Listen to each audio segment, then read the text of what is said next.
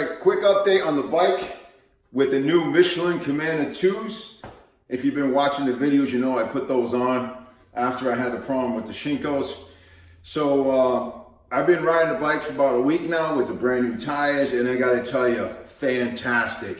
No more wobble at high speeds. I'm very impressed with the Commander 2 by Michelin. I got the front and the rear set put on, and impressed with how it handles on straightaways, grips well to the road on the curves and stuff.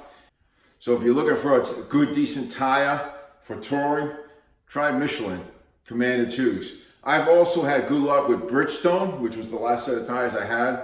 They were very good. And Dunlop, I've used them before. If you watch my videos, I'll try to get a link to it. Should be coming up.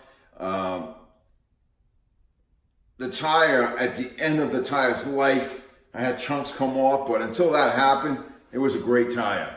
That's it. Other than that, I have nothing else to say. I'm very happy with the Michelin Commander 2 tires on the bike. Hope this is helpful in some way. You all take care. God bless and have a great day. Bye-bye.